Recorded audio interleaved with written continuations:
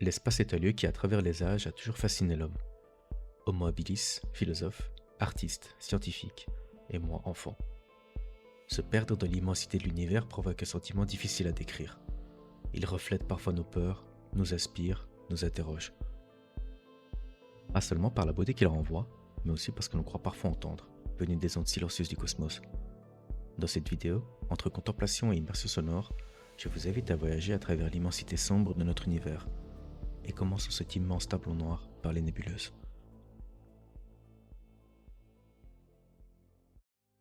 Les nébuleuses font partie intégrante de l'imaginaire collectif. Nuages de gaz et de poussière enclins à de nombreuses pareilles de lits, elles sont les berceaux où naissent les étoiles. Elles représentent à elles seules la majorité des représentations artistiques de l'espace profond. La splendeur de leur teinte, souvent invisible à l'œil nu, mais révélée par nos capteurs, nous plonge au-delà de la conscience humaine.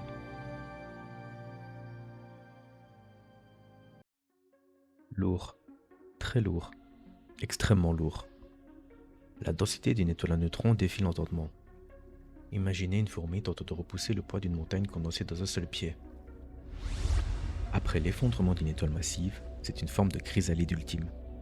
Un cœur de fer et de neutrons figé dans un équilibre précaire, juste avant le gouffre de la densité infinie. Un astre mort qui bat comme un cœur de métal dans le vide. Elle attire. Le poids de nos retours est atteint.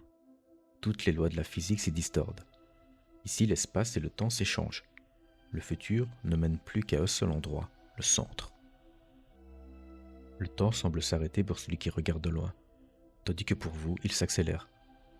Passez l'horizon des événements, la spaghettification étire votre existence. Vous savez que c'est terminé, mais vous restez obnubilé par la dernière vision de l'univers qui se courbe et se concentre en un anneau de lumière pure. À quoi penserez-vous à cet instant précis ? Quel souvenir ou regret votre cerveau vous enverra-t-il, alors que vous ne devenez qu'une information pure, absorbée par l'éternité ?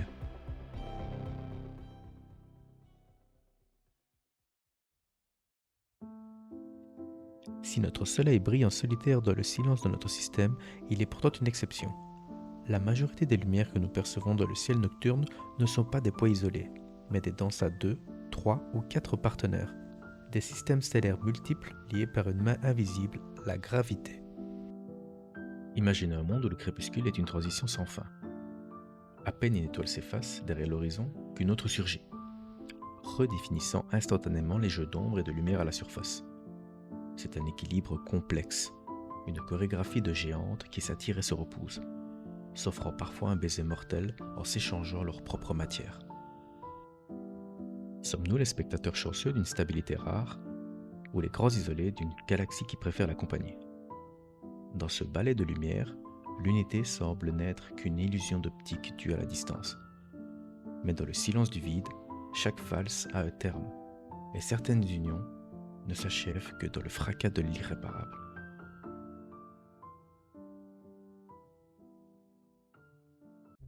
Il existe dans l'univers des effondrements qui brillent plus fort que des milliards de soleils. Lorsqu'une étoile massive à bout de souffle ne peut plus supporter son propre poids, l'équilibre se rompt.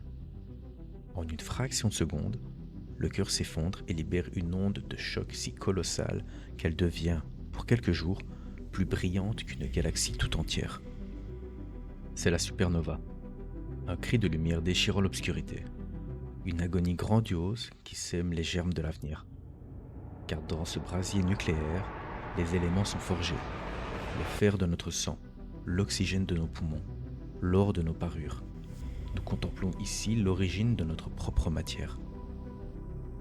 La mort d'un géant n'est pas un néant, c'est une offrande, une dispersion majestueuse de poussière d'étoiles qui, demain, formera de nouveaux mondes.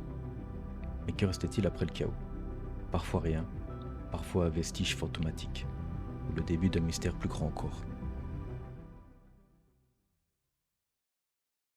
Nous voici arrivés au terme de cette balade, là où la poussière des géantes mortes rencontre le regard de l'enfant que nous étions. L'univers n'est pas un tableau figé. C'est un cycle d'une violence inouïe et d'une beauté nécessaire. On y devine cet éternel retour cher à Nietzsche, cette idée que chaque fin n'est que le prélude d'une renaissance perpétuelle. Chaque nébuleuse est un berceau, chaque supernova une promesse, et chaque trou noir un rappel de notre propre finitude. La prochaine fois que vous lèverez les yeux vers le ciel nocturne, ne voyez pas seulement le vide. Voyez ce balai incessant où la destruction engendre la vie, et où le silence des abysses murmure notre propre histoire. Car nous sommes, au sens le plus littéral, des morceaux d'étoiles qui ont appris à rêver d'espace. Merci à tous d'avoir regardé cette vidéo. C'était Cortano. À la prochaine, à la prochaine, à la prochaine.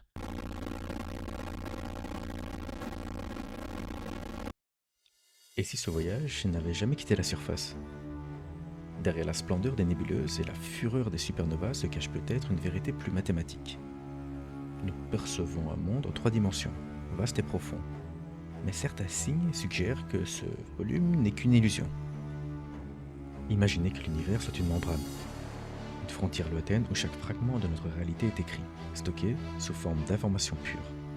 Ce que nous appelons matière, nos corps, les étoiles et le temps lui-même ne seraient que les projections de ce code lointain. Comme une image qui semble sortir d'un écran, alors qu'elle n'est faite que de pixels sur une surface plane. Nous ne serions pas les habitants d'un espace infini, mais les ombres d'un hologramme cosmique. Dans ce système, rien ne se perd. Tout est gravé à la périphérie du vide.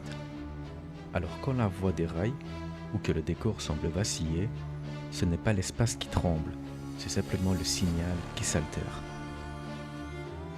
Sommes-nous les acteurs de l'histoire, ou simplement la lecture d'une archive ?